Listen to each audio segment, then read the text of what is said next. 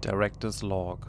The organization I belong to, Section 31, is named after the paragraph in Earth's Starfleet Charter that gives this intelligence service its mission. Article 14, Section 31 of the Charter allows us the use of extraordinary measures in times of dire emergency for Earth. You could call us an intelligence service in a broader sense, but in reality we serve an ideal and the whole of humanity, but no one tells us what to do. We aren't directly serving the government of Earth either. Most government officials haven't even an idea that we exist or how much power we can wield if we have to. We are the Fifth Estate. No checks, no balances. For us to fulfill our purpose, it has to be that way. Are we bloodthirsty maniacs? No, not in the least. Incognito vigilantes with itching trigger fingers and a penchant for self-administered justice? Definitely not. We take no joy in killing, and we're not interested in policing our fellow humans. We aren't aggressive, just prepared to do what is necessary. Plato's ideal state had guardians, trained and prepared to fight. That's us. Every utopia is fragile. It needs someone to defend it. I'm not blind to the corrupting influence of power. I've read my history books. Power corrupts. Absolute power corrupts absolutely. When I was selected for this position, my predecessor told me, "Your highest duty is the mission. Give up your personal ambitions, they're nothing.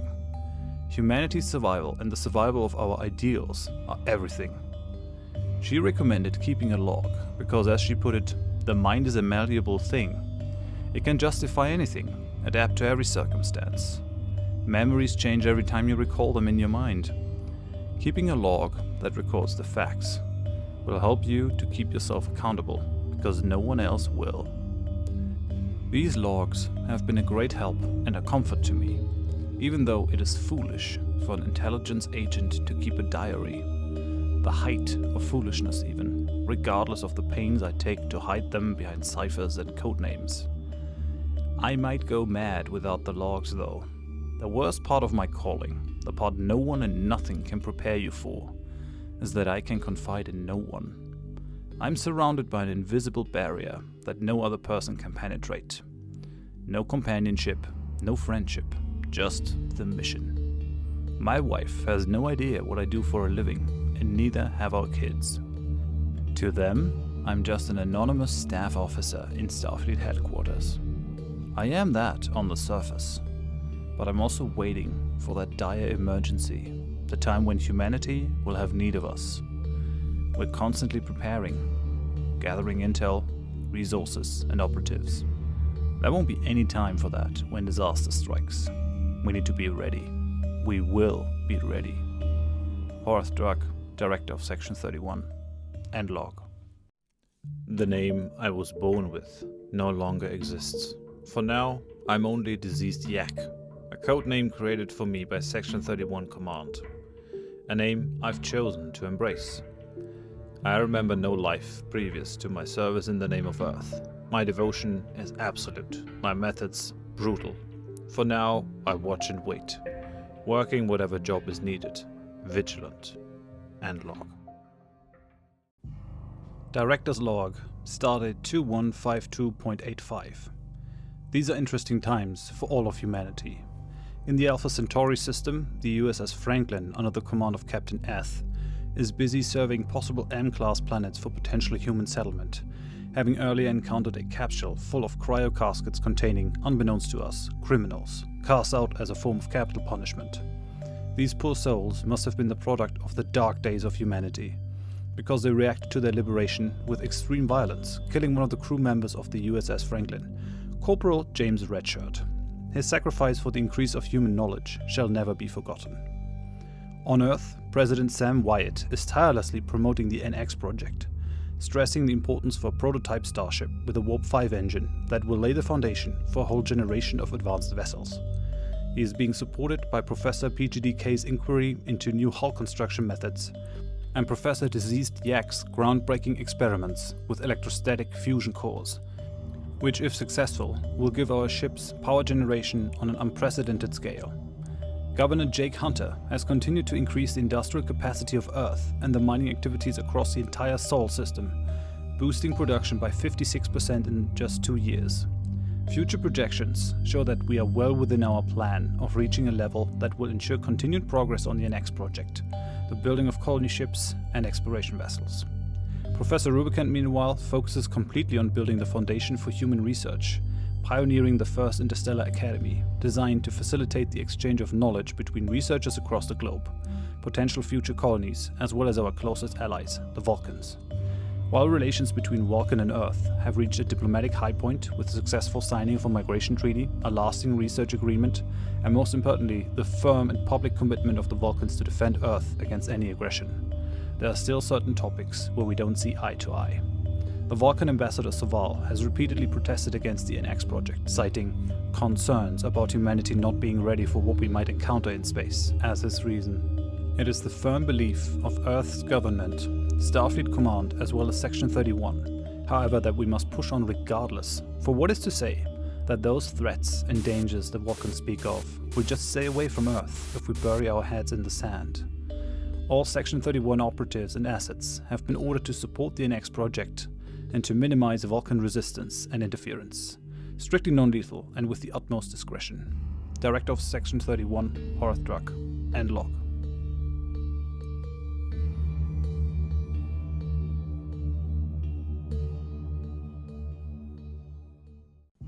Director's Log, Stardate 2156.929. The NX project has been successfully completed and Earth's new flagship has been christened Enterprise, becoming the newest in a long line of prestigious vessels of the same name. Admiral Chapicus has taken command of her and has just recently finished a year-long series of maneuvers with our allies the Vulcans and other neighboring empires, amongst them our new friends the Tellarites. President Sam Wyatt said at the celebration event of the Migration and Research Treaty on Tellar Prime, "This marks a momentous step in the history and relations of both our people. We are united in a fascination for other life forms and in our love for increasing our understanding of the universe. I have great hopes that humans and Tellarites will come to cooperate ever closer, united in those shared values." Governor Jake Hunter sent a report from Starbase 2 in the Alpha Centauri system, having overseen the construction of humanity's first permanent extrasolar outpost. Mining operations in the system are well underway now and are expected to accelerate in speed due to the support from the Starbase. The USS Franklin under Captain Ath encountered a time traveler in the Alpha Centauri system, but interrogations of crew members and officers' reports are strangely mute about anything aside from that fact. Try as we may, we cannot find out what transpired aboard the Franklin apart from the traveler arriving and then leaving again. Captain Ath used the weeks the ship had to spend to retrofit in Sol to give everyone apart from a skeleton crew some well-earned shore leave, before the ship headed out to Wolf 359 for further surveying. Professor PGDK's love for spaceships and exploration has led him to take a break from teaching. He has taken a command aboard the USS James Redshirt and is currently surveying Barnard Star, where he encountered a pack-led ship that tried to kidnap the crew and demanded a ransom. With his usual brilliance, PGDK defused the situation and tricked the pack-leds into releasing him. The chair for experimental engineering has been taken over by Dr. Rainbow Reaper, a literal genius who is currently pushing the boundaries of power generation by looking into potential uses of pergium, a radioactive mineral found on some of the worlds we recently surveyed. All newly built starships are now using Professor Diseased Yak's Yo-Yodyne warp drives, which create higher warp speeds whilst also forming a more stable warp bubble. Together with Professor Rubicant, they opened the completed Interstellar Academy in San Francisco, where Rubicant tried to promote the terraforming of Mars. He said, "This dream of humanity has been dreamed for centuries. It is time we awoke from it and finally did something about it. We have the technology, we have the resources." How right we were to push for the completion of the NX project has been proven by the appearance of an alien probe on a direct collision course with Earth. Admiral Chapicus has been dispatched with the whole Sol fleet to deal with the probe. I shudder to think what we would have done without the Enterprise. The Vulcans would have certainly helped, but they might have been too late. The latest report from the Enterprise is cautiously optimistic about our ability to destroy the probe before it reaches Earth. One question remains though. Who sent this, presumably hostile probe? Everyone we've met so far has reciprocated our friendly gestures. This worries me deeply. Director of Section 31, Horath Drak, End Log.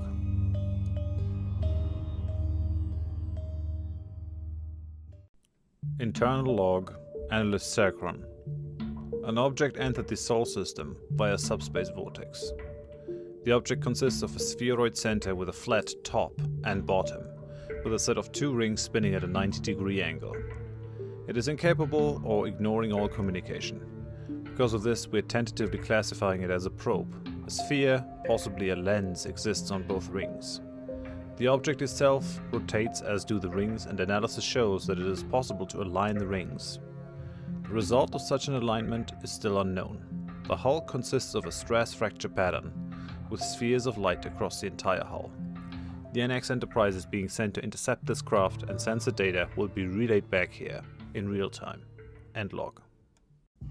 Director's log, Stardate 2160.513.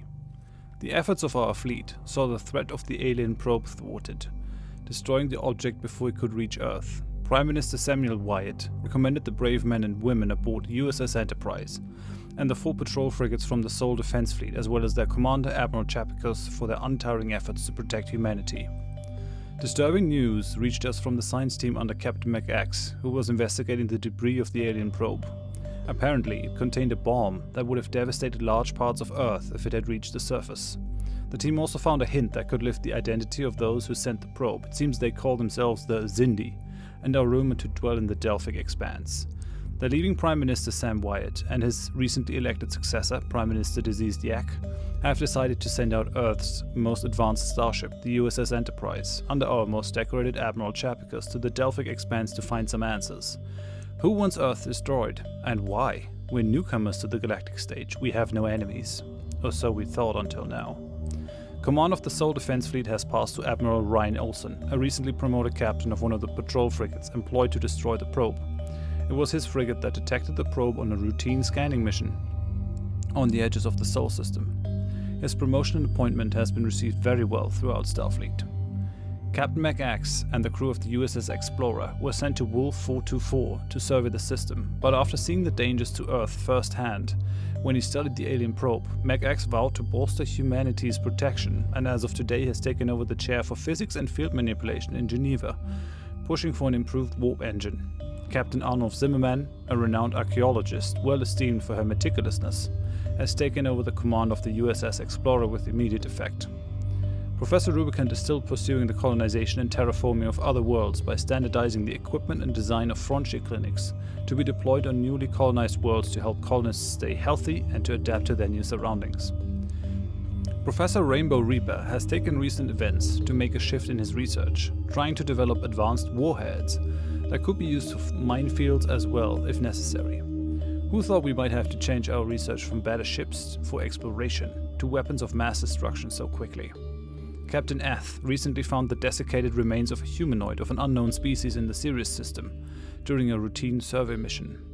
The findings indicate that this could have been a fighter pilot who ejected during a battle, but there was no debris that would support that theory. The pilot's body has been sent to Earth to be studied further. Captain PGDK has formally protested against his orders to postpone a closer examination of a strange debris field in the Lalande system. In his words, it's the height of folly to push on to other systems in a mad rush to claim more space when we have unsolved mysteries in our own backyard. Although the recent traumatic events have drained our resolve and our resources, there are good news as well. We have made contact with the Andorians a short while ago, and the former Prime Minister, Sam Wyatt, has managed to successfully mediate between them and the Vulcans. This has led to much closer diplomatic ties between our 3 nations. We've decided to call this coalition of ours the Favorable Axis. There's more mediating to be done between our friends and the Tellarites, however, since although they've been given association status with our coalition, both the Andorians and the Vulcans refuse to allow them to join our coalition. Governor Sam Wyatt has agreed to work as a special ambassador to reduce the friction between them, since Governor Jake Hunter has declared that he still has no problems managing Earth's infrastructure and our expansion in space at the same time. Let's hope he can leverage the trust he has built with all partners during his tenure as Prime Minister to solve this amicably. The Tellarites could be a valuable addition to our alliance. Director of Section 31, Horath Drak, and log. Stardate 2147.71. Field manipulation expert, Science Officer MacX reporting for duty. My initial orders are to research a local science project on Sol, and then explore, survey, scan and catalog systems on the northeast of Sol system aboard the USS Explorer. I hope at age 56 I still have something to offer to the Federation, Section 31 and the human race, even though I'm stubborn and at this age a slow learner. This seems to have fit the Director's plans though, because on the very next opening I was brought back to Earth to lead the physics research efforts. End log. Internal log, Analyst Sacron. The terraforming of Mars, background. 4th planet of the Sol system, diameter 6,785 kilometers. Relative gravity 0.37 g. Temperature range -129 C to 0 C. Ground analysis. Sol consists of a fine powder with igneous basaltic rock. This is analogous to Hawaiian volcanoes after the magma cools. The surface will be steady enough to build spacecraft without issue. Due to low gravity, 0.37 of Earth at sea level, it is recommended that living and entertainment buildings have gravity plating to prevent atrophy of muscles. Atmosphere analysis. The atmosphere consists of insufficient breathable and will require both a temperature-insulated suit and breathing apparatus. Section 31 Special Report. Stable ground, low gravity and cold temperature are ideal for the testing of laser-based weapons. Hull plating can be stress tested with minimal risk of damage. A listening base can be carved into the basaltic rock without fear of geological events. Duotronic server farms could be hidden from sensors without power requirement. Generators would similarly be undetectable. End report. Director's log, Stardate 2162.412. Thanks to Admiral Chapicus, we finally know who sent the probe to Earth and why. Apparently we've been the victim of far-reaching plans of extra-dimensional beings, trying to make our dimension habitable for them. They told the Xindi we would destroy them, when in fact those beings had destroyed their homeworld as a part of that process. During the time in the Delphic Expanse, Admiral Chapicus managed to collect evidence of our innocence, that he presented to the Council of the Xindi. 4 out of the 6 Xindi species agreed that we are innocent, but the insectoid and reptilian Xindi decided to attack Earth nonetheless, sending a second bomb together with an escort of ships to the Sol system. Luckily, Admiral Chapicus managed to gain the goodwill and friendship of the Andorian Commander Shran, the captain of the Kumari. The Enterprise assisted the Kumari in the Delphic Expanse, and therefore they will assist us now in our hour of need. We are further being assisted by the Stellaris of the Vulcans, a ship whose crew the Enterprise saved during their travels in the Expanse, and who have now been ordered by the Vulcan High Command to assist with the destruction of the probe. How valuable our friends are has been shown recently when pirates from the Sirius system attacked one of our mining stations in Wolf 359. Since Admiral Ryan Olsen has been busy pushing the retrofit of the Sol defense fleet forward, trying to incorporate the excellent research of our scientists as well as experiences from the Delphic Expanse mission of the Enterprise, we had no fleet in the system to counter the pirates. Our staunch allies, the Andorians, however, sent their rapid response fleet to take care of the pirates. This is most fortunate, since we now need the Sol defense fleet to fight off the alien probe. The surveying efforts of Captains Ath, Zimmerman and PGDK continue to unveil new places to study, resources to exploit, and planets to settle. We are, however, held back by a shortage of minerals and other building materials, so that President Diseased Yak has declared a national effort to build more mining stations. Governor Jake Hunter has been instructed to work out detailed plans on how to increase our production output further without compromising our scientific efforts, and has already commissioned an industrial fabricator on Earth, reducing construction times and costs for new buildings.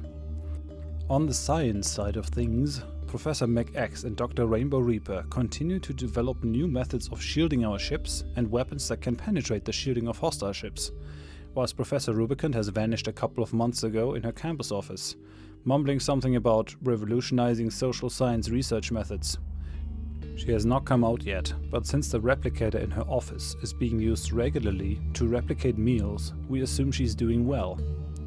It seems that Special Ambassador Sam Wyatt has been successful in his efforts to reduce frictions between the Tellarites and our alliance partners, the Vulcans and the Andorians. The Vulcans have agreed to let the Tellarites live in their colonies should they so desire, and the Tellarite government has reciprocated.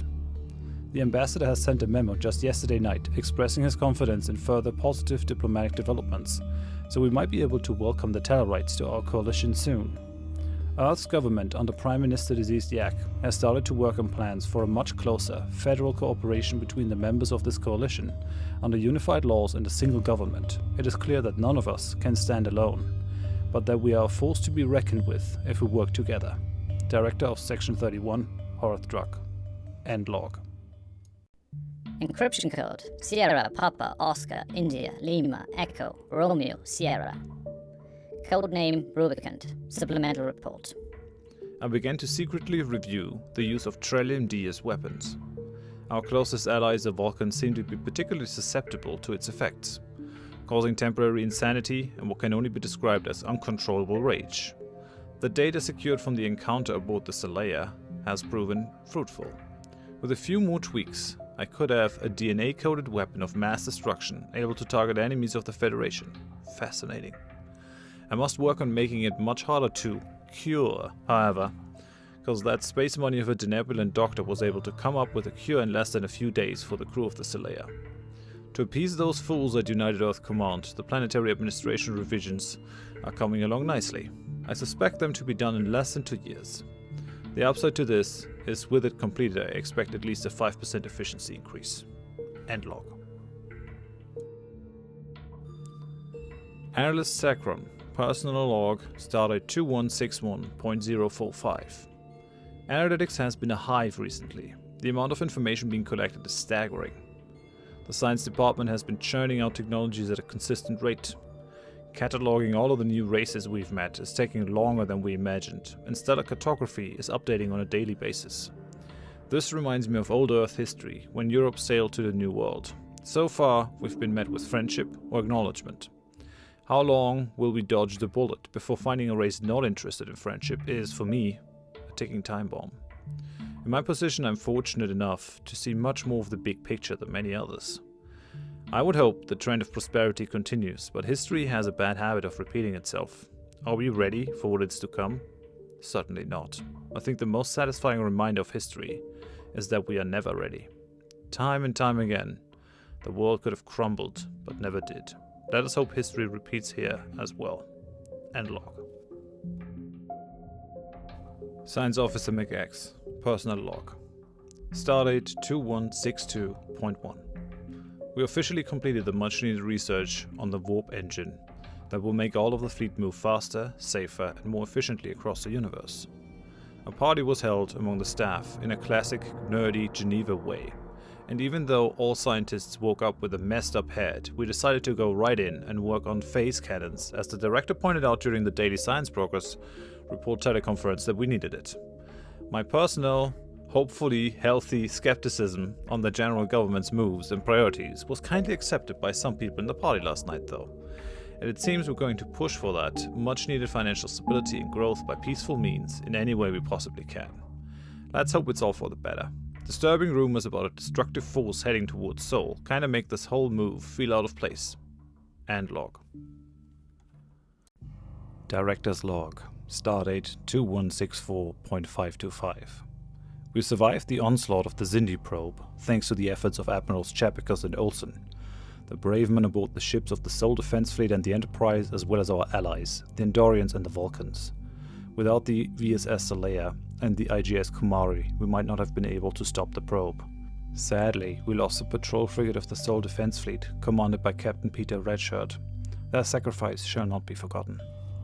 With the destruction of the probe, the threat to humanity seems to be over. Xindi diplomats have assured President deceased Yak that they have the insectoid and reptile species under control now, and that they will cease any hostility.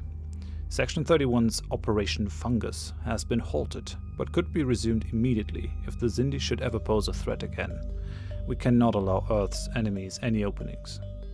We've also started to infiltrate the Xindi Council staff with deep cover operatives who have undergone cosmetic surgery. This should provide us with prime intelligence and a vantage point for further observation of the Xindi threat. Xindi threat status has been lowered to yellow. After a short repair and refit, the Enterprise and the Sol Defense Fleet have been sent to Sirius to deal with the base of the pirates who attacked Wolf 359. We've used this joint operation to spread the knowledge that the Enterprise under Admiral Chapekos has gathered in the Delphic Expanse to the whole fleet. After the successful destruction of the pirate station, the Enterprise continued this with a prolonged exchange of officers and staff, and training sessions with Starfleet cadets. Dr. Rainbow Reaper and Professor McX have been invited aboard to experience firsthand how their tireless research has saved lives and improved human defense capabilities. Meanwhile, Admiral Ryan Olsen has been ordered back to Seoul to receive reinforcements and for a victory celebration ceremony at Starfleet headquarters. Regrettably, there are still no news from Professor Rubicant. She has ignored multiple memos as well as a direct order from the Dean to return to teaching, sending no answer bar some insults in Sanskrit and go away in most current languages. President Deceased Yak has personally intervened to ensure that Professor Rubicant will be left in peace. She said, given the track record of my esteemed colleague, we should give her the benefit of the doubt. Let's just wait and see what she comes up with. The USS Explorer under Captain Arnold Zimmerman has made an astonishing find in the Ross 154 system.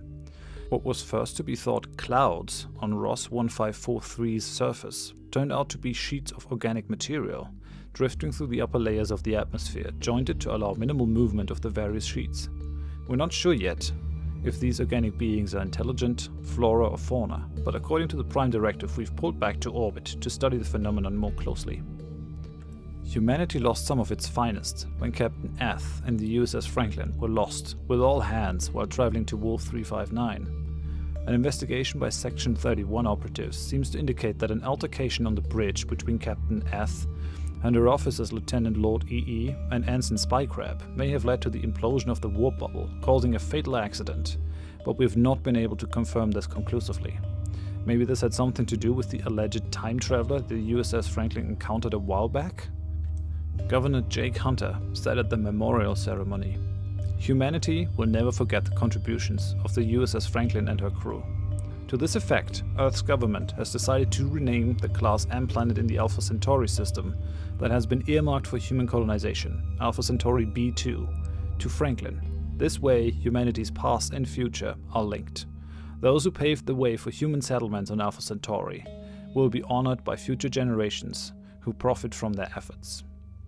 To replace the Franklin, we've commissioned the USS Einstein, which was built according to an improved blueprint of the Franklin. According to Dr. Rainbow Reaper, who personally worked on integrating some of our newest inventions into the design, the Einstein will be much tougher. Hopefully, this will prevent further accidents. On her maiden voyage, the Einstein, under Captain Levi, son of Mars, will answer a distress call that recently reached us from the Barnard star system. There are good news as well. Special Ambassador Sam White's efforts to mediate between the Tellarites and our coalition partners have succeeded, and the Tellarites have been formally admitted to the favorable axis. With this mission fulfilled, Sam White has requested a command on a science ship. Since Governor Jake Hunter has assured the government that he's perfectly able to handle Earth's infrastructure expansion, Captain White's request has been granted. He's slated to take command of the USS Eth, currently being built at the Seoul shipyards after the USS Einstein's blueprints. I shudder to think of my great failure, but since these logs are meant to keep me accountable, I have to include this. A human embassy on Vulcan has been the target of a terrorist attack, killing several hundred humans and Vulcans. Some of our operatives on Vulcan warned us, a couple of hours before the attack, that the embassy might be coming under attack. I've studied the Vulcans and their psyche, and this was going totally against all I knew about them, so all I did was increase the alarm level of our operatives. What I should have done instead is to inform our government immediately so they could take the appropriate measures. This horrific loss of life might have been avoided altogether, and I will go to my grave regretting this decision. My contacts at the Vishar, the Vulcan Intelligence Service, suggests that a radical Vulcan faction called the Cyrenites are responsible for the bombing. Our operatives on Vulcan say that they are named after their leader, Cyrin of Vulcan, who teaches that the current Vulcan government has become corrupt and is no longer following the teachings of Serac, the founder of current Vulcan culture. With the Xindi threat averted, all Section 31 assets have been redirected to investigate the bombings and the Cyrenites. Earth's government has sent the USS James Redshirt under Captain PGDK to Vulcan to investigate the bombings. Vulcan High Command seemed surprisingly reluctant to allow this investigation, but could not very well refuse our request, considering the tremendous loss of life. We're eagerly awaiting the results of this investigation to take further steps. Vulcan threat status has been increased to green. End log.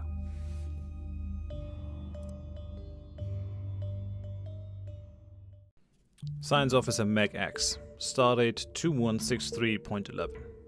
Phase Cannon's research is complete, but since our government and even the Director are super busy fighting for Earth's existence, it seems it will take quite some time to have it on our whole fleet because of lack of minerals and general economic growth. Having said that, a new, costly frigate with new cannons was queued ASAP by the Director himself in order to field test them. Whispers among our newly founded lobbying faction grow for the priorities and general direction that our leaders take towards things, but at least they keep things peaceful as much as possible with an ever-growing array of alien life discovered in every system we visit on our major exploration journeys. Our next science project was an optical computer that would accelerate tactical simulations and performance for our fleet. That was delivered fast and within the set time frame, leaving us time to focus on my expertise in field manipulation by going for gravity manipulation that will provide us with a range of components like command stations, inertial dampers, and phase inverters. May our species grow and prosper. End log. Encryption code: Sierra, Papa, Oscar, India, Lima, Echo, Romeo, Sierra. Codename Rubicant. Personal log. Stardate 2164.114. The USS Franklin had been lost with all hands, last seen going to warp near the Gagarin radiation belt, near the Locarus system. I did receive an encrypted message from Agent F some time ago, but it was nonsensical, so I paid it no mind. I'm still conducting secret field studies that not even the Director knows about. I must return to my lab soon. I'm sure they're starting to suspect something is not right. I must remember to thank my assistant for suggesting we lock down the lab and set up the replicator to mimic regular meals. I should be wrapping up my study here and go back to the lab to present my findings to the Science Council on their precious social administration. What a waste of my genius on such trivial things. Hopefully the next set of research those fools want me to pursue is a challenge. Until then, I shall continue to develop my newest weapons. End log. Disappearance of the Franklin. Analyst Sacron. On Stardate 2162.822, all communication with the Franklin was lost during a routine exploration mission. The following is an analysis of the possibilities for this disappearance. Catastrophic warp destabilization. An X-project showing signs of engine trouble. High. Communications blackout. 2 months will be allotted for signal retrieval before the ship is declared completely lost. High. Sabotage. Low.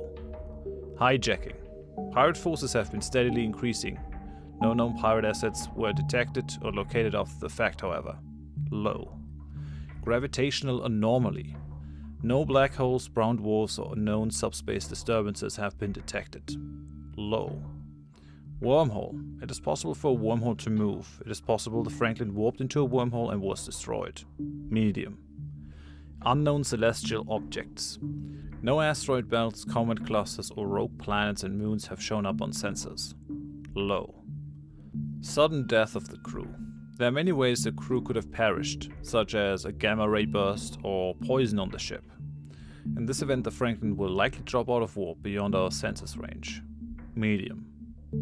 Nebular interference. A nebula could interfere with our sensors and drain the ship of energy. Close sensor sweep advised. Medium. Crash. If the warp drive failed, the ship could have flung into a planet, crashing on the surface. No known worlds were between the warp point and destination. Low. Breakup. Warp stresses can tear a ship apart under some conditions. Page 34 will outline each. Medium. End log. Director's log. Stardate 2166.316. The investigation of the bombing on Earth's embassy on Vulcan, led by Captain PGDK, has been successful. At first it appeared as if the Cyrenites were indeed responsible, but thanks to PGDK's thoroughness and outstanding personal efforts, he managed to make contact with the Cyrenite leader, who proved the innocence of his movement. Turns out, the Cyrenites despise any form of violence. Naturally, we agreed to help them prove their innocence to the Vulcan High Command as well. During the presentation of the evidence, a member of the High Command, uncharacteristically agitated and even aggressive, attacked the Cyrenites and PGDK and tried to destroy the evidence. He was unsuccessful, and the Cyrenites have been effectively taking over Vulcan's government. The Vulcans now call themselves the Confederacy of Serac, Vulcan threat status has been lowered to white again. Section 31 doesn't expect any danger from our logical friends anymore. Professor Rubicant's recently developed anti-Vulcan Trillium-D bioweapon, based on what the Enterprise found aboard the Stellaris, has been brought into our secret facility for safekeeping. Captain Levi, son of Mars, has had a busy time, reacting to multiple distress calls from Earth's cargo service regarding contaminated mineral shipments.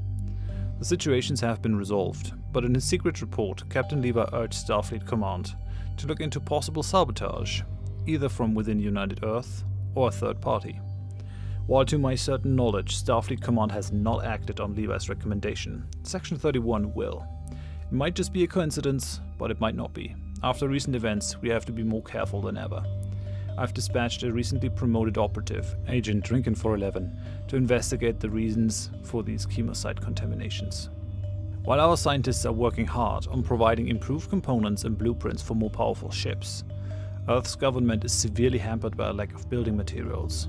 Governor Jake Hunter has identified 2 key areas that could be improved to increase our mineral income and remove that bottleneck. First, we would need to claim more star systems around Sol and intensify our zero-G mining operations. Professor McAx said in a public statement, "The Boomer independent traders welcome the governor's plan to increase human zero-G mining activity. Whatever assistance our faction can provide shall be provided." The second part of Jake Hunter's plan is to prioritize settling new worlds to increase the industrial base, as well as to provide a stimulus to our economy. The new colonies will need a great many things that will have to be manufactured on Earth and Mars. There are a couple of planets that are suitable for human settlement, and it seems that the government has chosen a Marshy Class M planet in the Lalande system, as well as Franklin in the Alpha Centauri system. Applications for a spot on the colony ships have been opened, and many citizens are eager to be among the first pioneers to settle new worlds. Meanwhile, Professor Rubicant has not only finished the long-time project she's been working on, but has also capitalized on her friendship with former scientist, colleague and current Prime Minister, Deceased Yak, to make a big step towards finally terraforming Mars. With the erection of a Verteron array that can divert comets to Mars so they crash into the planet's poles to provide an atmosphere, the project has entered a new phase. Prime Minister Deceased Yak has continued her diplomatic outreach program with renewed energy, forging research agreements with the Bolians and Denobulans. This seems to be even more important after we make contact with the Romulans, a secretive race at the edge of Bolian space. Diplomatic contacts and student exchange programs have been intensified with the Benzarians and the Betazoid houses in an attempt to persuade them to cooperate even closer in the future. Ambassador Phillip Hall has been sent to the Saurian League to make sure that the Grand Pact and the favorable Axis can cooperate even closer. We share common values. Why would we not work together? Personally, I think the Grand Pact should be dissolved if at all possible. Having a second power block in our area might pose problems for the expansion of our coalition. But this would have to be done very, very discreetly, or we risk turning friends into enemies. End log. Encrypted diplomatic communique. Ambassador Phillip Hall to the Saurian League. Subject matter: the Romulan Star Empire. Gentlemen and ladies of Section 31, as you're aware, I was recently appointed ambassador to the Saurians.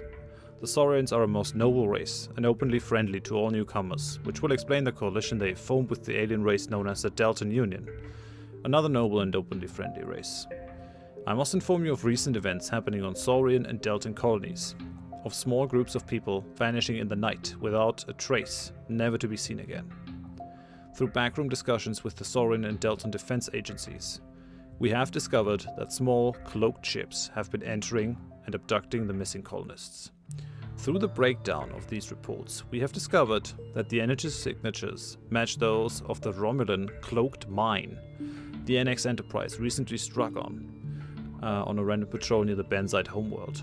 Though I am only an ambassador, I believe more must be found out about this potential new threat to Earth and the Coalition. End transmission. Encryption code: Sierra, Papa, Oscar, India, Lima, Echo, Romeo, Sierra. Codename Rubicant. Report: Stardate 2166.311. I've presented my findings to the UE Council on how to optimize the administration. They seemed happy, and I was asked to investigate several alien vocal patterns, which delayed these findings. Now those fools want me to research better life support systems. I should build them in a way to remotely turn it off. And make sure all the ignorant higher-ups are on board. Shit, that was recorded, wasn't it? GDI, computer, stop entry, and erase log. What do you mean you can't stop it? Do it! Yeah, well, your mother was Siri.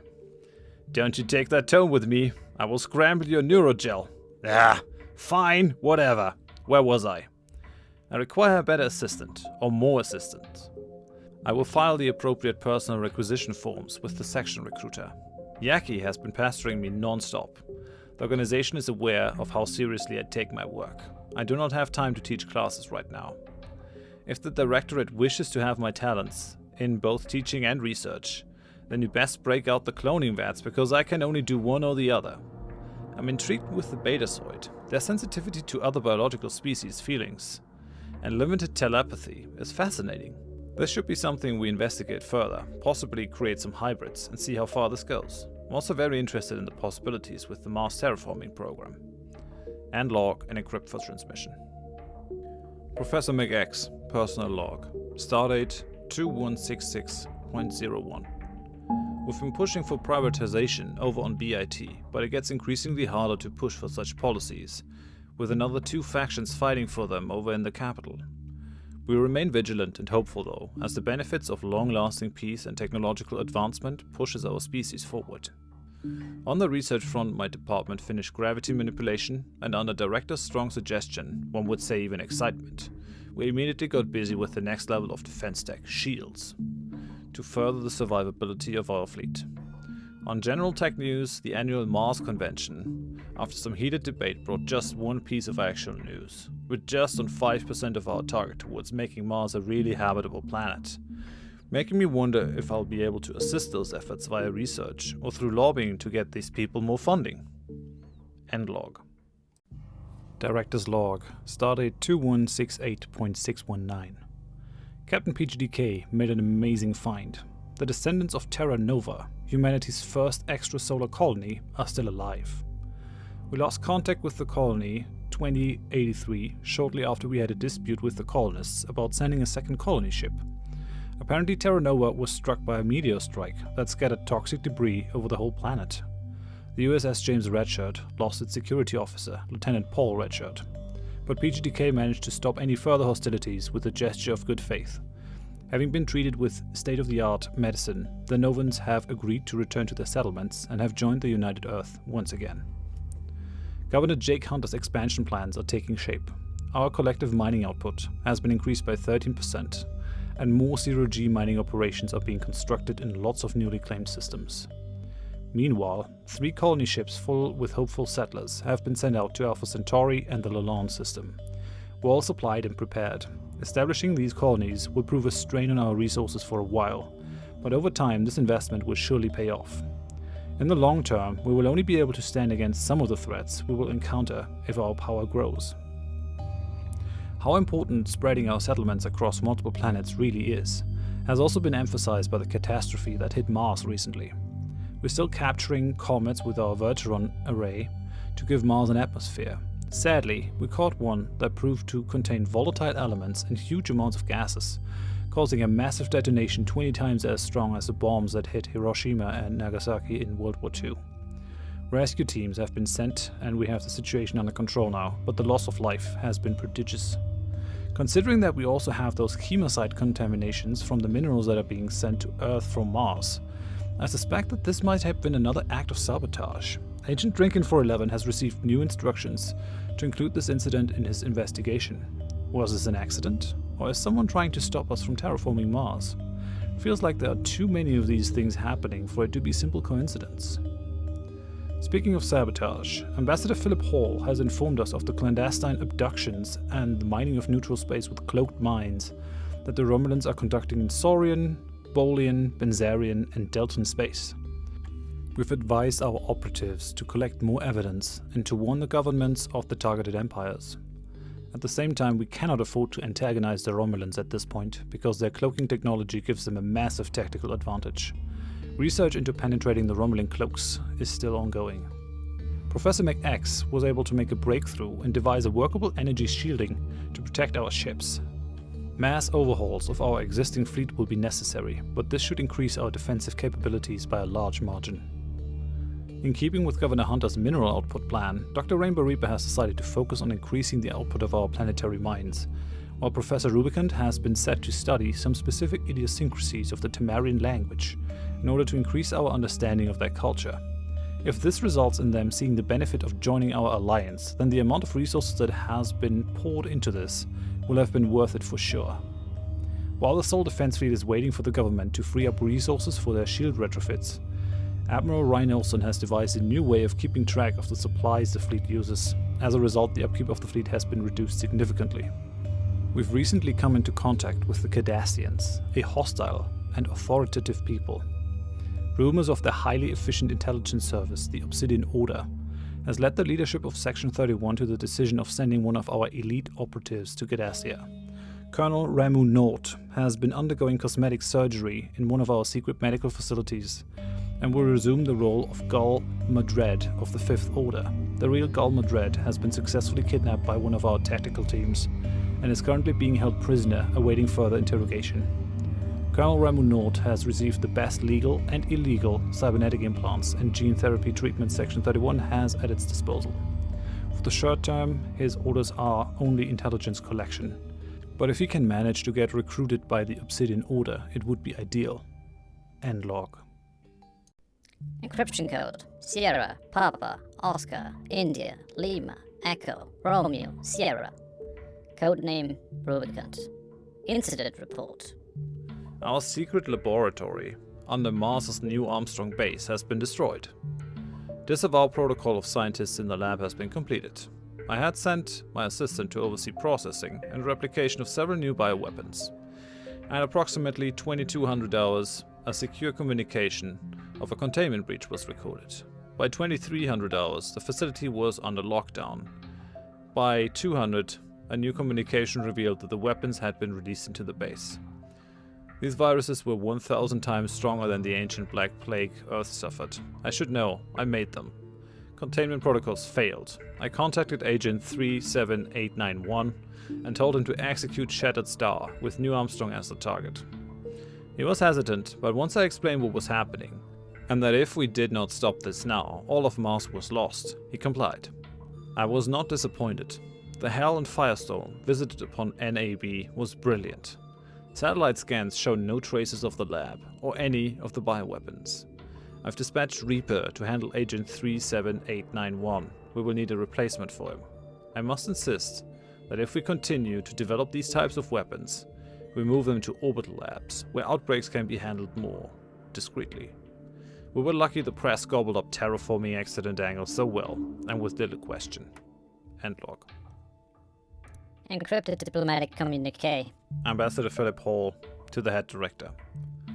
I bring an update on the Romulan cloaking technology. I'm afraid to report that Saurian, Deltan, and now Banzite scientists have failed to crack the technology. I therefore suggest that the information be sent on to the Vulcan Science Department, an Earth's technology complex in Tokyo, Japan. On another note, through backdoor diplomacy conducted by myself, it would appear that many Saurians would be willing to eventually join our coalition, as well as the Deltans too. However, both governments will only join once the peoples of Earth, Andor, Tellar and Vulcan form a single government and military and science task force. Ambassador Phillip Hall reporting in. Director's Log. Stardate 2170.812. Despite our fraught past and the events in the Delphic Expanse, it seems the Cygni remain a threat to humanity. The ambassador of the newly elected reptilian government has submitted a message from his government that can only be interpreted as an insult, describing humanity as a selfish people that will not survive the year. President Diseased Yak has reacted with a denouncement of the current Xindi government, saying in a press conference, "We know that the current Xindi government does not speak for all Xindi. Their xenophobia and authoritarianism is a ploy of the ruling classes to keep their citizens in fear and obedience. We call on them to end this charade, allow free elections, and to start treating their own citizens with the respect they deserve." President Diseased Yak also announced at the same press conference that human space has been closed to Xindi military and civilian ships. a move strongly criticized by the opposition leader, Professor McX of the Boomer Independent Traders. McX said in a speech at the annual trading conference, "Why are we closing our borders to civilian ships of the Xindi? This will do nothing but hamper trade for both us and the Xindi and stop the development of Xindi civil society. If President Diseased Yak were actually walking her talk, she would intensify trade relations with them to show that we are only opposed to their current government, but a friend to their population. This whole posturing is an obvious maneuver to shore up right-wing voter support for the upcoming presidential election. Obvious or not, it must have worked. President Diseased Yak has been re-elected to serve a second term as Earth's president, despite election forecasts predicting a victory for MacX after he developed an administrative virtual intelligence that has simplified and improved the lives of millions. Section 31 has increased the Xindi threat level to orange. Governor Jake Hunter has been busy coordinating relief efforts on Terra Nova after a horrendous earthquake. Luckily, the loss of life has been minimal, but the damage to civilian infrastructure has thrown us back in our attempts to bring Terra Nova's living conditions up to Earth's standard. The terraforming of Mars is continuing. Thanks to the tireless work of Professor Rubicant and her assistant Dr. Boone, Mars now has a breathable atmosphere, a cause for planet-wide celebrations on both Earth and Mars. This seems to have rubbed Professor Rubicant the wrong way, since she sent a message from Tama IV to get on with it and finish the damn terraforming already. Captain Sam White seems to have developed a maniacal streak during his first couple of months of surveying new systems. Confidential reports from crew members of the USS Eth paint a concerning picture of a captain who almost never sleeps and juggles a tremendous amount of projects at the same time, often scolding his crew for dragging their feet. We will have to monitor the situation. We cannot lose another one of our science ships. Captain Levi Son of Mars recently found some strange, automated drones and a station in the Ophiuchus system. Sadly, we have not been able to study them more closely because they seem to possess advanced weaponry and a tendency to attack anything that gets too close. The system has been added to a list of future research targets. Captain Arnold Zimmerman has caused great joy amongst human industrialists. Thanks to a thorough and conscientious survey, the Gamma Pavonis system has been revealed to contain vast amounts of mineable minerals and advanced resources. Researchers have been tasked with developing methods to exploit those resources, but have been stopped by Dr. Rainbow Reaper. According to him, it only makes sense to try and exploit these resources once we have found a way to construct the massive space stations needed for it in a sustainable way. Additional funds for that research have been allocated, and we're hoping for results within the next 2 or 3 years. Admiral Chapicus and Olsen have been busy investigating a series of incidents involving genetically augmented human embryos. Genetic augmentation has been outlawed in human society after it caused World War III, but some samples were stored for research purposes on a top-secret government facility in the Lalande system. When the Enterprise and the Sol Defense Fleet arrived at the station, they were attacked by unknown ships that resemble Klingon design. We've instructed our ambassador on Kronos, Joshua Neff, to find out if this was a covert Klingon operation, a rogue Klingon house, or if someone managed to steal Klingon warships. We've defeated the hostile ships, and the USS Einstein under Captain Levi Son of Mars is on the way to analyze the debris left behind for further clues. Agent Drinkin411 meanwhile reports that the chemosite contaminations on Mars might be linked to this as well. We'll have to be very careful from here on out. End log. Encrypted diplomatic communique. Ambassador Phillip Hall to Head Director. Code Yellow Alpha 01. Urgent message. Director, I've seen recent reports from Saurian and Denobulan traders trading with the Xindi. There has been a military coup on the Xindi homeworld. This coup was started by Xindi reptilians, but with recent events with the Romulans, I feel this coup may have been backed by the Romulan Empire, as Romulan warp signatures have been discovered in the Basin Rift by a Benzite science vessel. Sauria, Delta and Denobula are currently on high alert status in case the Xindi launch a new planet destroyer probe. I would strongly suggest that a coded message be sent to the Prime Minister with a suggestion to increase the fleet in case this coup spills into coalition space. Ambassador Phillip Hall to the Saurian League, out. Encryption code: Sierra, Papa, Oscar, India, Lima, Echo, Romeo, Sierra. Codename Rubicant. Personal log.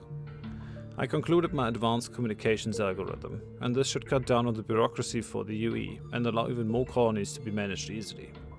I'm still at a loss as to why.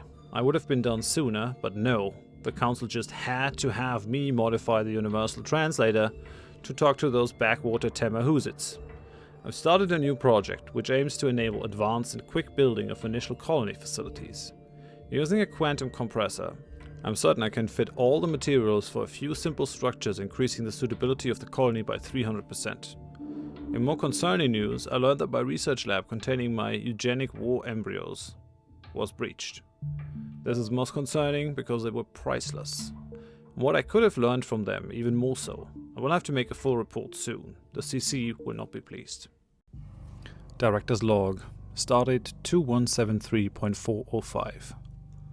With the destruction of the augmented Fanatics fleet, it seems that Admiral Chapicus and Admiral Ryan Olsen have managed to stop an uprising dead in its tracks. Captain Levi Son of Mars assures us that no ship escaped and that all augmented embryos are accounted for. President Diseased Yak had the honor to welcome the Denobulans to a favorable axis. The naturally curious Denobulans have already started settling on human worlds and have, for the most part, found a warm welcome by their fellow human colonists. With the hope of admitting them to the favorable axis, Earth's parliament ratified a migration treaty with the Benzarians, allowing them to settle on human worlds and vice versa. There's still some reserve on the part of the Benzarians, who point out that nothing will impact their good relations with the Saurian League and the Deltans. President Diseased Yak has asked our well-respected human ambassador Phillip Hall to alleviate any fears in that regard, both on the side of the Benzarians and the Saurians. Our recent diplomatic cooperation with the Klingons has borne fruit. Not only has Ambassador Joshua Neff been able to verify that the ships that the Augment Fanatics used were stolen Klingon ships, an astonishing feat in and of itself, but has managed to negotiate a treaty that allows both human and Klingon vessels to traverse our respective space as long as we remain at peace. The Klingon differences with our Andorian, Vulcan and Tellarite allies are still significant and stand in the way of closer cooperation with the favorable axis. But maybe humanity can be the interpreter and advocate of Klingon interests within the axis. With the rapid progress of the terraforming of Mars comes social friction. It seems some Martians have forgotten that the entire cost of making Mars habitable has been borne by Earth. They liken it to the independence movement of the 13 colonies in North America in the 18th century. But this analogy seems lopsided. If someone builds a house for themselves and allows you to live in it, you can't just declare the house to be yours. Section 31 operatives and assets have been trying to gain access to the inner circle of the Martian independence movement, and some of them have risen in the hierarchy, especially Agent Drinkin 411. It remains to be seen what measures we have to take, but we cannot allow Mars to become independent. The captains of our science and survey vessels are pushing the boundaries of human space ever further. We've started mining the wealth of the Gamma Pavonis system, and are now moving to claim the space between us and the Romulans in an effort to deflect the expansion away from the Alpha Quadrant and our allies.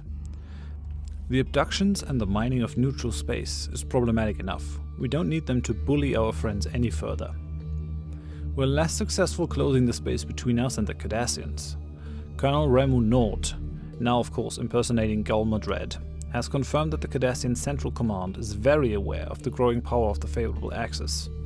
They're mobilizing every resource they have to expand and defend their sphere of influence, especially where it concerns the Trill and the Betazoid houses, both of which have started association talks with the Axis. Starfleet Command has insisted that to properly defend us against Romulan and Cardassian incursions, they would need more modern spaceships. Governor Jake Hunter has promised that the construction of additional ships will soon be possible. Increased zero-G mining activity across all our space has boosted our mineral income by a significant 44% since the last log. If we keep this pace up, we should be able to support an impressive peacekeeping fleet. Personal addendum. Our covert operative, Professor Rubicant, has been a very reliable asset up until this point. She has helped us cover up the accident at our Martian weapons testing site with that asteroid impact, warned us about the strange activities surrounding the genetically augmented embryos, and helped us develop various bioweapons to help neutralize potential threats. But her recent behavior has been erratic, to say the least. She started to campaign for a spiritualist shift in Earth's government through a faction that calls itself the Sons of Bringloid. What is more, this faction seems to have taken over the leadership of most of our newly founded colonies. What's she playing at? A spiritualist faction can only ever be a destabilizing influence in a society that has dedicated itself to progress and exploration. Now that I think about it, this behavior has started with their stay on Tama IV to study their language. We will have to place her under surveillance to make sure she hasn't been turned against us. It will pain me to lose such an operative, someone I consider my friend, but as the director of Section 31, I might have no choice. End log. Personal log entry, Professor Rubicant. All things are proceeding as planned. It is only a matter of time before the House of Cards collapses. Encrypted diplomatic communique. Ambassador Phillip Hall to Head Director. Today is a great day in the Saurian League. At the signing of the migration treaty between Earth and Sauria, many Saurians have started to show increasing interest in Earth, Luna, Mars and Terra colonies. Many Saurians have started to study Earth's history, languages, music, politics and faith. I would expect the first Saurians to arrive on Earth in the next 2 to 4 months. The Saurian royal family has also just passed a law granting any humans wishing to move to Sauria that they will be treated as full-class citizens and will be protected under Saurian League laws. End communique. Director's Log, Stardate 2177.203. The past months have tested the resolve of Earth. Attacks on denobulant immigrants in rural areas on Terra Nova pose uncomfortable questions for our society. Can we stay so inclusive? Will we still welcome everyone with open arms? President Diseased Yak has advocated to do exactly that. During a joint press conference with the denobulant leader, she stressed the importance of tolerance and open-mindedness. Humans are newcomers to the galactic stage, so I urge all our citizens to behave in a way that does not jeopardize our good relations with our neighbors. We have so much to learn from other species, so much to gain from cooperation. To anyone who follows a different mindset, I say, the dangers of xenophobia have been proven throughout human history. And really, does the encounter of real aliens not make the arbitrariness of xenophobia crystal clear? It matters not to demagogues who you hate, just that you hate is enough to manipulate you. As is to be expected, foreign powers seized this opportunity. According to reports from Colonel Ramu Nord, the Cardassians have planted surgically altered agents posing as denobulants in human colonies. Their goal is unclear, but it seems plausible that these agents will try to incite even bigger racial tensions, to try and divide us and our allies of the favorable axis. Our operatives caught one of these suspected agents on Earth, but due to some mistakes and the stubbornness of the Cardassian agent, our operative had to kill him, causing a diplomatic incident with the denobulants. We've pledged a full investigation, but an autopsy performed by Professor Rubicant has proven that this was not a denobulant at all, but a Cardassian. We've informed the denobulant government, but cannot make our findings public at this point in time. We'll start an investigation to keep the public satisfied for now. General Rich Noncon, who has been key in forming the Military Assault Command Operations, MACO for short, has been briefed by me personally and will undertake the investigations. We might be able to kill 2 birds with 1 stone by linking this murder to a dangerous group of conspirators on Luna. This should allow us to neutralize the group without drawing unwanted attention to Section 31. There are good news as well. We finally managed to finish the terraforming of Mars. The red planet is now blue, with frequent rain and a much more habitable environment. All involved scientists have been commended and reassigned. Ambassador Ferguson started his post with the Sheliak, where he will help finalize a contract that guarantees both Federation and Sheliak ships free access to our respective space. We will have to stick to that contract to the letter or face the consequences. Section 31 has started to work on some worst-case scenario solutions for a conflict with the Sheliak. Threat status has been lowered to yellow. The Betazoid houses have joined the favorable axis after years of negotiation. If we could get this telepathic species to serve on our starships, we could gain a significant edge. Talks for an officer exchange program have begun. The Romulan encirclement has been completed. We've claimed all border systems that have been surveyed by us, giving us plenty of room for expansion. However, Romulan posturing has increased, so maybe the creation of a neutral zone might be something we will have to think about in the future. We need better and bigger ships, which is why Dr. Rainbow Reaper has started to improve the design of the NX class, incorporating the experiences made in the Delphic Expanse into a complete redesign. For now, our allies keep us safe, but with hostile Cardassians and Romulans on our borders, we will soon have to step up and contribute to the peacekeeping forces of the Axis. End log. Starfleet Cadet Hans Mercier, Personal log. Stardate 2173.405. I don't dislike the Academy, I just wish I could do it even faster. Prime Minister Disease Drak announced today the creation of new ships for the fleet, and I certainly intend to get a shot at a command. I am among the top of the Academy, but so few get a shot at command right out of the Academy here. They even say there might be a new NX-class starship in the works. Can you imagine that? Can't wait to be out there, no matter what the posting will be. You would think with all these new species we encounter every day, they would manage to make exobiology class at least mildly interesting. On a side note, I had the weirdest encounter after the exobiology class. Some shady character approached me saying he was working for a special organization within Starfleet, and that they were considering me for recruitment. He said to me to meet him in the alley behind Club 602 tomorrow at 2200 if I was interested. Probably some stupid prank by Jennings. Man, he sure outdid himself this time. But I guess I should see this through. End log. Encrypted diplomatic communique. Ambassador Phillip Hall to Director. Director, as you're more than aware, today the Saurian League signed treaties with the Benzites and Bolians, bringing them into the Saurians' coalition with the Deltans. I was informed by my counterpart, the Saurian ambassador to Earth, that the reason that the treaties were signed was out of mutual defense due to the rising problems with the Xindi and Romulans, currently in and around their space, and that these treaties would pose no threat to Earth and may actually benefit Earth in the coming future as well. In other news, though I was today approached by the Denobulan ambassador to the Saurians, he asked that the growing rise in xenophobia towards his people on Earth and Terra Nova should be resolved as soon as possible, and he suggested that a local garrison of human and Denobulans be set up on Terra Nova to stop any future aggressions toward Denobulans in the United Earth space. Ambassador Phillip Hall of the Saurian League reporting in. Encryption code Sierra, Papa, Oscar, India, Lima, Echo, Romeo, Sierra. Personal diary of Agent Rubicant. The mindless sheep have fallen in line. They're doing exactly as I've predicted. The completion of the Habitable World Survey, in addition to the cover research of removing thick jungles. Haha, it kills me what fools the people of Earth are. I received word today that the Cardassian we've been tracking was killed in Africa. Apparently he had been modified to look like a Denobulan. Such a pity. I would have loved to have a Cardassian for some testing. I've decided to found a Ministry of the Interior. It should help bring the masses together. Hopefully this means it will be easier to dose them with the new Javanite reagents, though until we can actively mine the mineral, using it in moderation is advised. I feel the director's eyes on me all the time. I wonder if he's having me watched. Of course he is. He must think I've gone off my rocker. What a fool.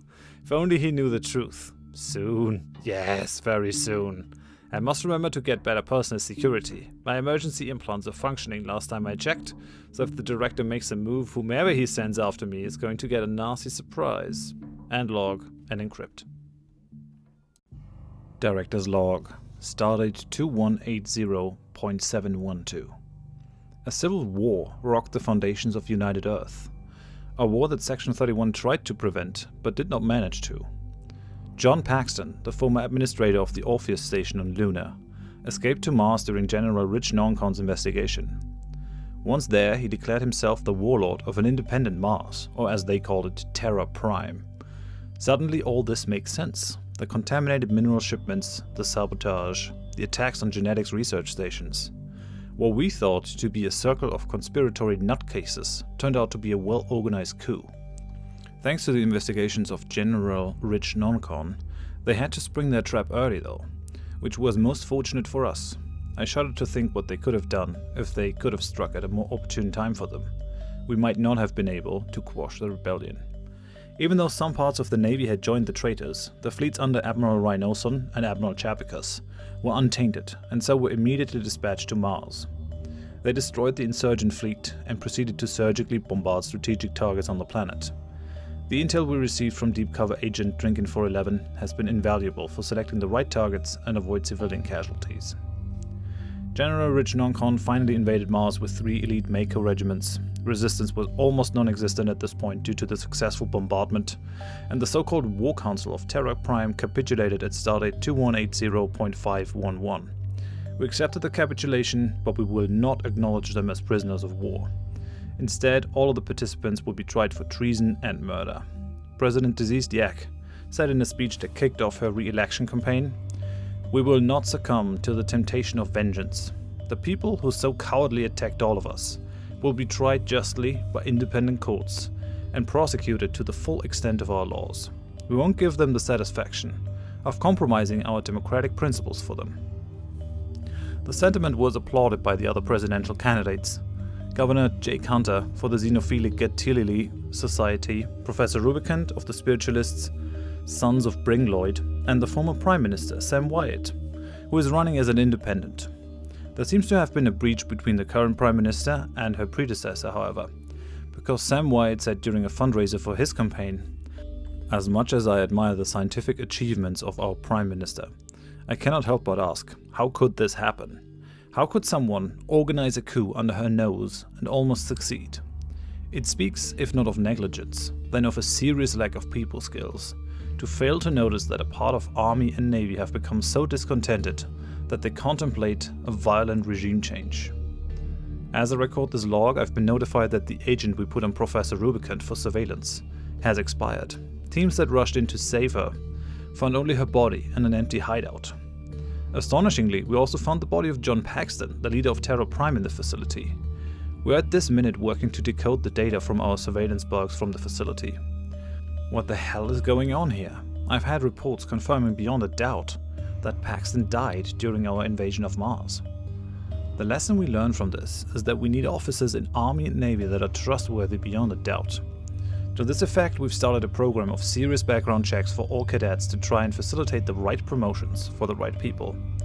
Since Dr. Rainbow Reaper finished the designs for the new Columbia and X-Class, we've started to recruit a promising officer that we might be able to put in command of the new USS Columbia, currently in the dry dock of Starbase 1. By pulling the right strings, we might be able to fast-track Ensign Hans Mercier for the command of her.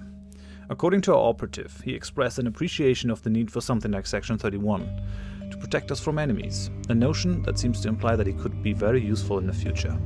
I'll see what I can do to make Ensign Mercier into Captain Mercier. A strange thing occurred when Captain Sam Wyatt and an away team of the USS Eth were switched out with a team of the USS Eth of a mirror universe during a transporter accident.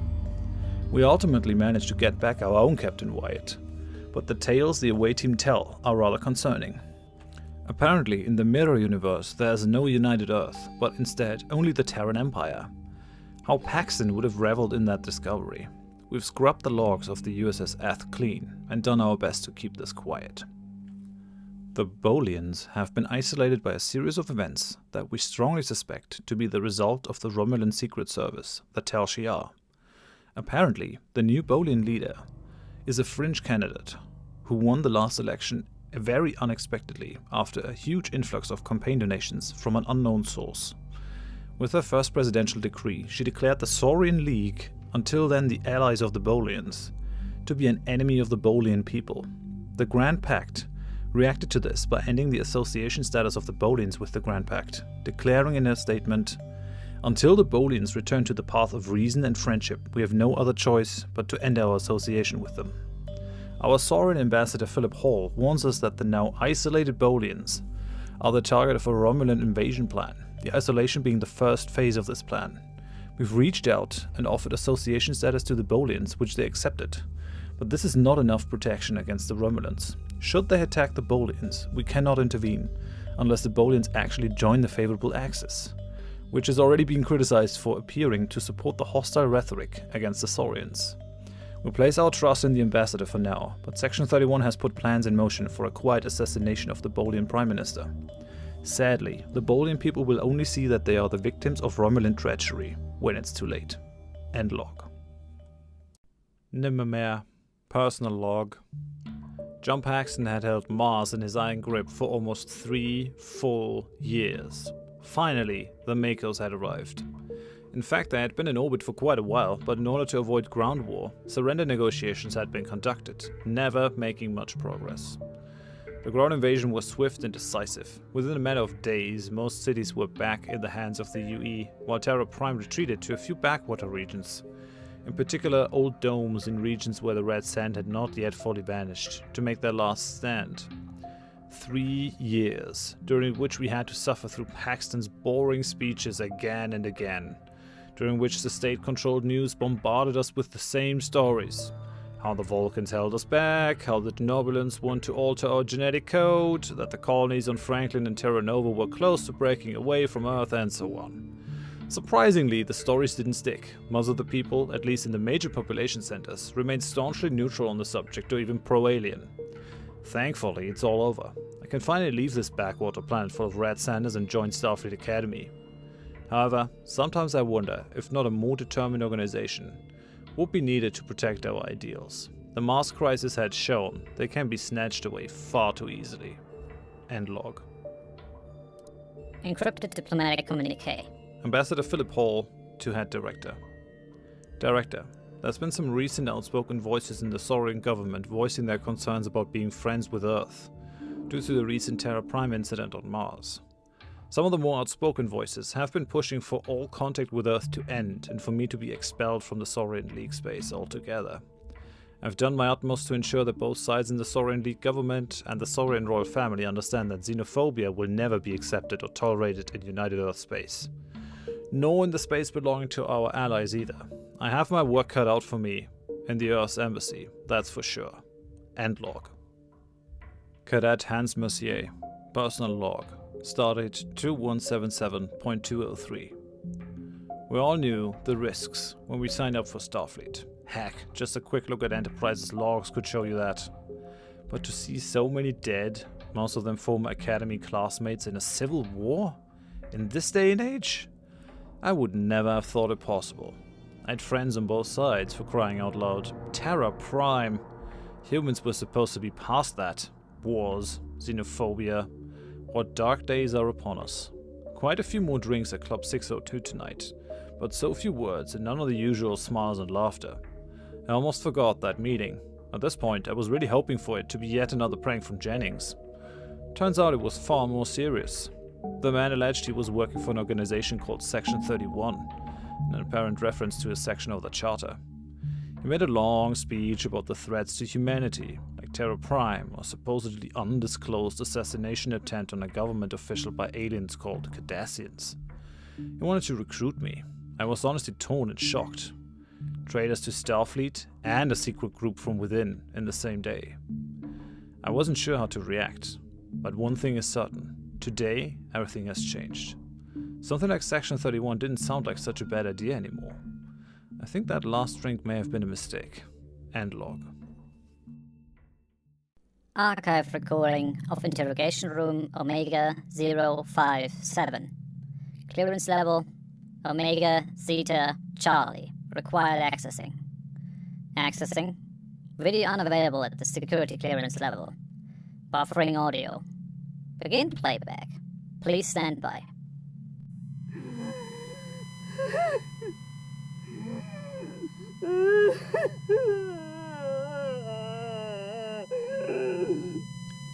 Well. I commend you on holding out. I understand that this technology can be quite excruciating. You see, I learned about it from a doctor who was from a universe which is a mirror image of our own. It was quite helpful, especially after I expressed interest in his torture devices. He called it a pain booth.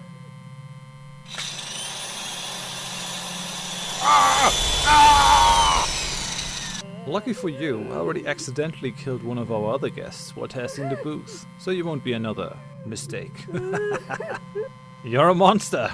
This is exactly why I started the move. Flattery will get you nowhere, Paxton. I entrusted you with a simple task, but instead you tried to start a revolution. You're a fool, and will die a fool. But not before I get the information I need.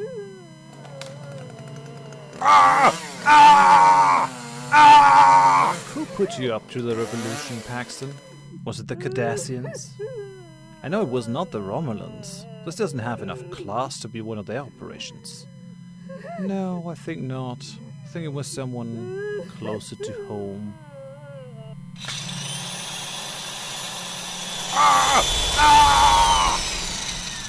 Calm now, Paxton. Give me what I want, and I'll end it quickly.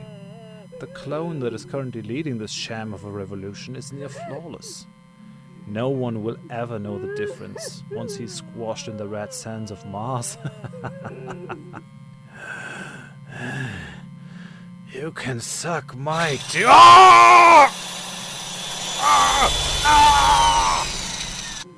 Oh, my dear Paxton, did I mention that I can control where the pain focuses?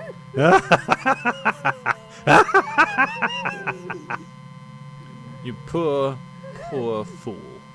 I'm going to enjoy this more than you can ever imagine. So, shall we continue? I know things too, you traitor. I know what you are. I know who you work for. I know.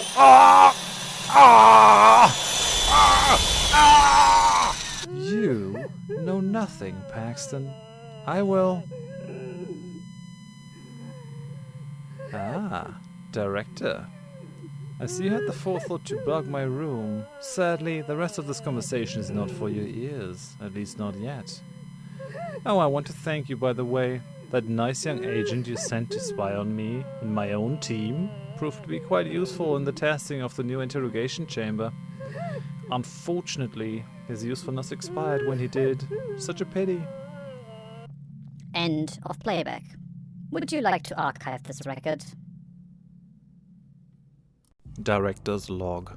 Stardate 2183.1223.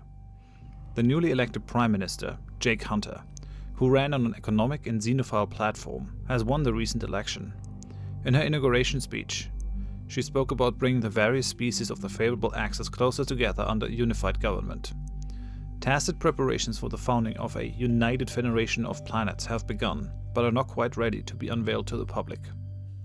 Considering the increased hostility of the Cardassians, who insulted our ambassador by sending him a case of the cheapest, most foul-tasting canar there is, and the threat from other surrounding empires like the Romulans and the Orion Syndicate, we think this might be a wise move. Section 31 will be using its resources to facilitate this federation where it can. The Trill finally agreed to an association treaty with the favorable Axis, and we're confident that they will join the Axis if we get enough time. Cardassia has claimed all the space around the Trill though, so they might be facing an invasion sooner or later.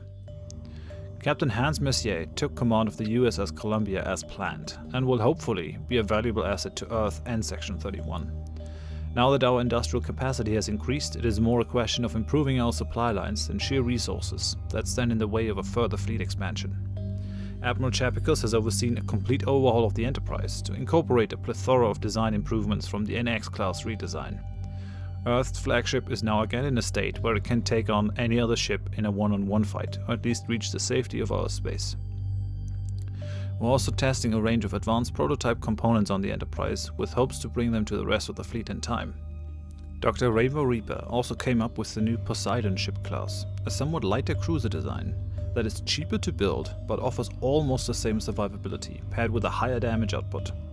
Admiral Ryan Olsen has petitioned to put our old Neptune patrol frigates out of commission and replace them with Poseidon-class ships. According to him, our old frigates are so outdated now that fighting in them is like attacking a tank in a horse-drawn chariot.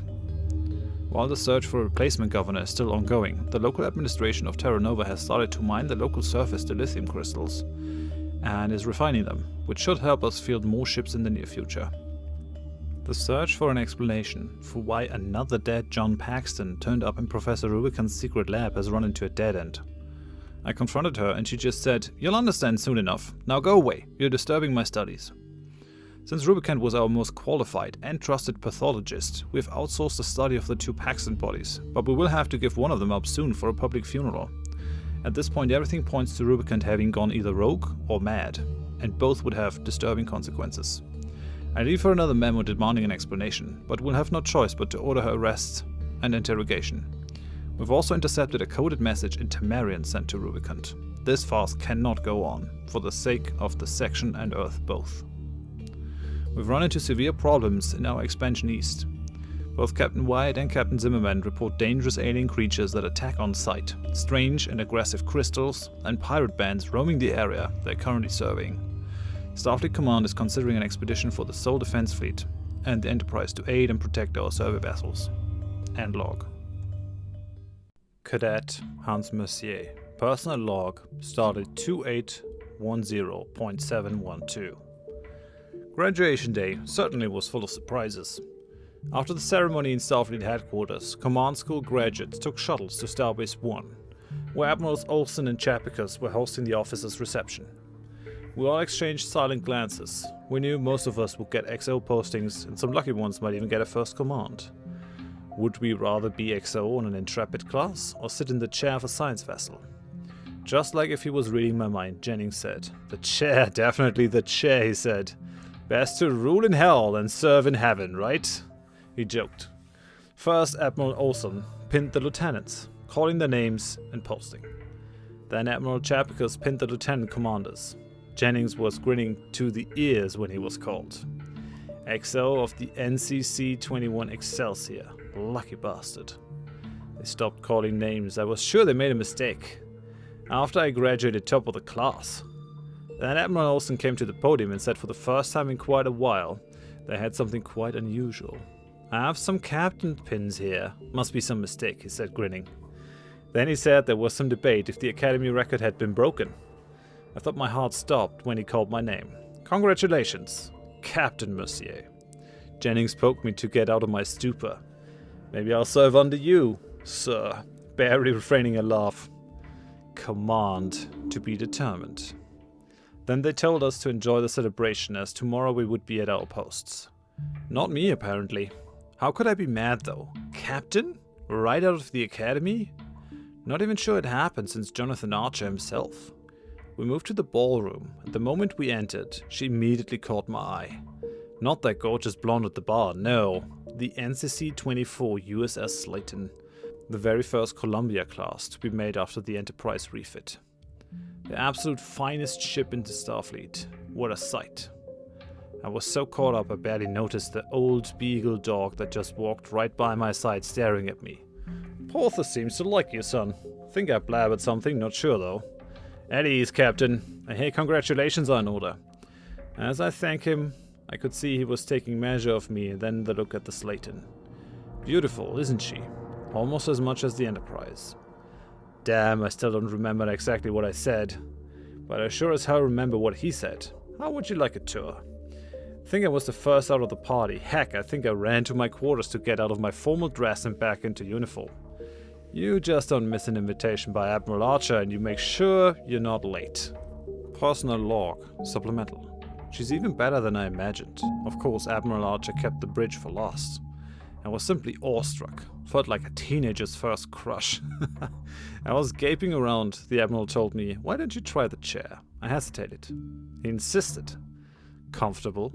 Yes, sir, was the only thing I could come up with. He smirked. Better get used to it, she's yours. I'm not sure I'm going to get any sleep tonight. 5 days. Just 5 days to pick a crew. My crew. Then again, 5 days seems like forever. I can already see myself saying the words. Maneuvering thrusters, take her out. End log. Warning. Unauthorized subspace comtrans detected. Origin unknown. Language unknown. Recipient unknown. Transcribing. Processing. Displaying message.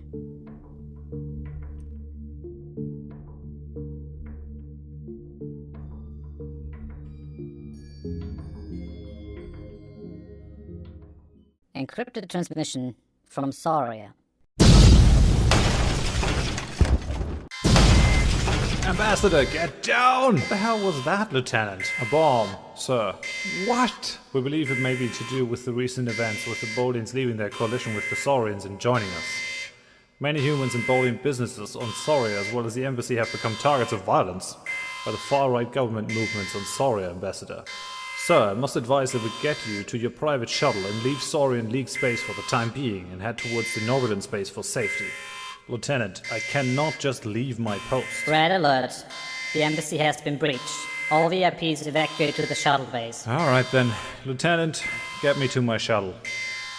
End of transmission. Director's log. Stardate 2188.720. There's cause to celebrate. After an intense few months of negotiation, directed by our Saurian ambassador Phillip Hall, the Bolians have agreed to change course. Their parliament has removed the previous, very radical Prime Minister and has elected a moderate candidate. In exchange, we've agreed to allow them to join the favorable axis. The Romulans must be furious. This was a great coup that makes their aggressions towards the Bolians and Saurians much more dangerous for the Romulans. Should they decide to invade the Bolians now, they would have to fight the entire axis, which they cannot do and expect to win. It might be that this successful feat of diplomacy was the reason. It might have been something else. The First Federation, an ancient and powerful civilization, has contacted President Jake Hunter and has expressed their satisfaction with us. What's more, they've also sent a wealth of minerals and energy containers with a whole armada of freighters to Earth to aid our continued efforts for a better understanding between our sapient races. Seems it pays to be the good guys. Earth's leadership and the other Axis leaders have been very concerned about the increasingly aggressive posturing of the Cardassians. The 1st and 5th Cardassian Order were recently stationed around the Trill home system, threatening a complete blockade of Trill. So far they are letting civilian ships pass largely unmolested, but the entire Trill economy is now in the hands of the Cardassians. If they decide to tighten their grip, the Trill will be strangled. To show the Trill that we are with them, and the Cardassians that we have teeth and are willing to use them, Starfleet Command has sent Admirals Chapikas and Olsen with their fleets to the Alioth system. There, they are to attack some aggressive crystalline spaceborne lifeforms in cooperation with the Columbia, commanded by Captain Mercier, and the majority of the Axis Federation fleet. This demonstration of power went as planned. Our combined fleets were able to pacify the system with a minimum of casualties. This was in large parts due to Admiral Olsen's plan of attack, centered around superior maneuvering and the speed of those maneuvers. We've included his tactical maneuvers in the training schedule of future Starfleet cadets as a comprehensive simulation. The effect of this show of strength was immediately evident when the Cardassian fleets pulled back from Trill space. They are still there, lurking in deep space, but at least for now, the Trill can breathe easier. We lost some of our outdated frigates, but managed to rescue most of the officers and personnel after the battle. They will be moved to the 3 newly built Poseidon multi-role cruisers. Captains Nimmermare, Ares of Thrace, and Smeagol will take command after the final tests are complete. We've used the distraction of the battle to exfiltrate Colonel Ramu Nord from Cardassia. Captain Mercier has been entrusted with a secret long-range transport after the battle that got Nord out of there. The Colonel has been sending detailed Cardassian war plans to us. These will be invaluable for our defense of the Trill. He also warned me that not all Cardassian deep cover agents have been eliminated. Apparently there are a few that managed to replace high-ranking Starfleet officers and even some Section 31 personnel. This sounds incredible. Maybe the Colonel has been so long with the Cardassians that he now too believes all those tales about the omnipotent Obsidian Order. Aiding our defense preparations are the new covariant shields that Professor McX recently developed. They are much stronger than our previous shields, if a little bit slower to regenerate. Our current fleet will be retrofitted with them once the tests are completed. In addition to this, Dr. Rainbow Reaper developed the Bonaventure class, a light cruiser that can pack a hell of a punch. We will have to build a lot more of them if we want to defend ourselves against the Cardassians.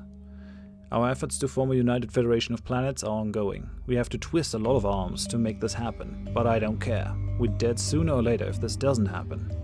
End log. Lieutenant Nimmermare, personal log. The crew had been quite offended when Admiral Ryan Olsen had publicly compared our frigate to a horse-drawn chariot. But maybe he had been right after all. Maybe the ship was not suited for modern space combat. To be honest, the crew was quite nervous before the battle, even more so when Admiral Olsen had explained his strategy. He likened his approach to an ancient cavalry attack. Really? Another horse-related analogy? We felt like the Light Brigade charging into an artillery barrage. An outdated force meeting the reality of a modern battlefield. The battle itself is a blur in my mind. Sitting at the helm, I had my hands full carrying out the orders of the captain. There was no time to think. I'd recently been promoted to lieutenant junior grade, but I was still blissfully ignorant of the burden of command. Several hits shook the ship, but I took no note.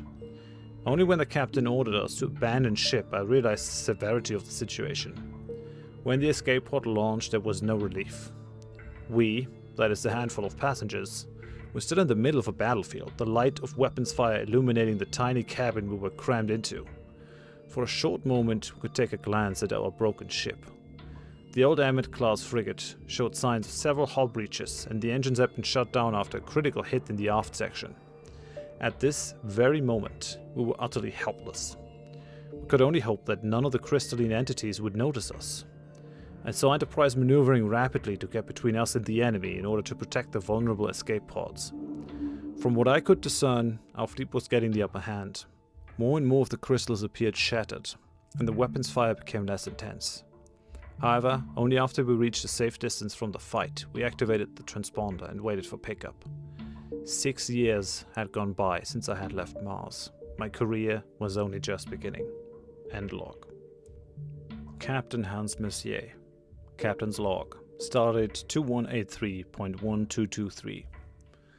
Admiral Olsen has ordered the fleet to the Alioth system, which is infested by hostile crystal-based lifeforms the size of starships, actually living in space. Fascinating creatures. Too bad there's no other choice than elimination. But sadly, the system they chose is right next to the Cardassian border.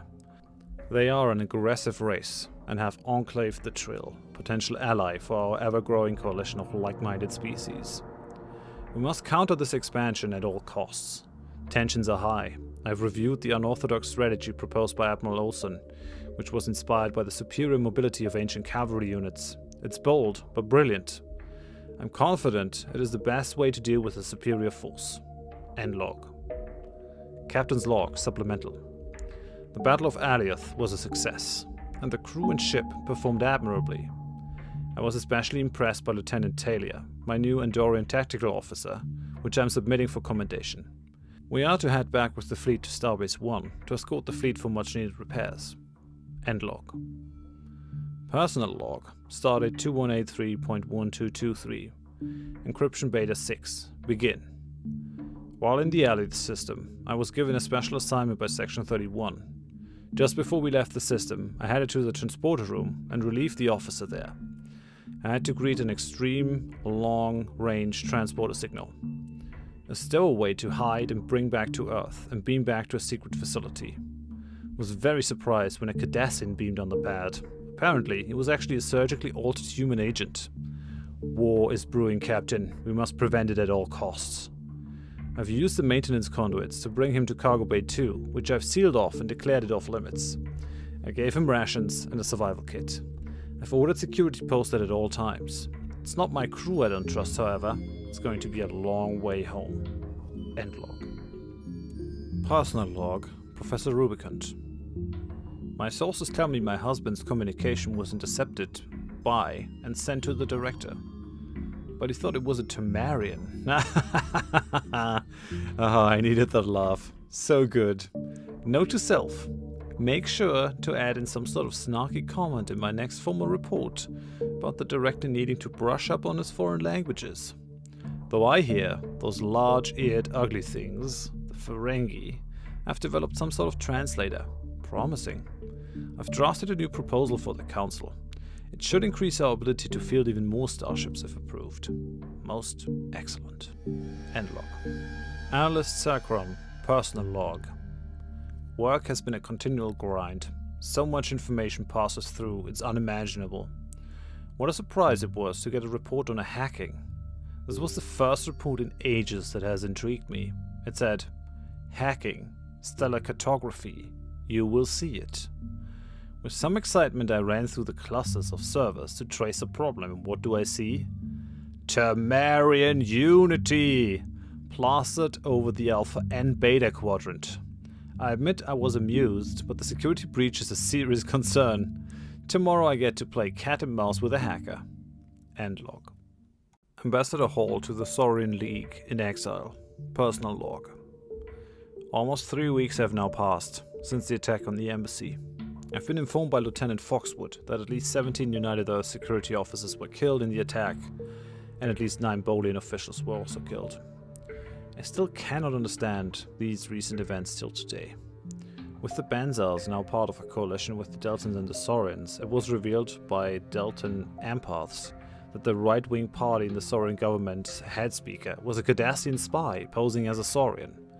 The head speaker was summarily executed for crimes against the Saurian League and Bolian League. I've personally received a comlink from the Saurian royal family to return to Saurian space, and once more act as the ambassador to Sauria. Something about this new United Federation of Planets government may also have something to do with this. End log. Director's log. Supplemental. I just finished a debriefing of Colonel Ramu Nord. I wonder if the Cardassians did something to him. He seemed strange. If I didn't know better, I'd say he's afraid. I've sent him to a rehab facility with control to get back on track. I'm proud of the section, and of myself. We helped form a federation that should keep humanity safe. We protected the Trill and the Bolians, and both nations have helped to bring this process to a good end. It's a bit inconvenient that the Denobulans didn't seem to think this a good idea, but with their population still thinking that helpless migrants got murdered on Earth in Terra Nova, who can blame them? Going forward, we can...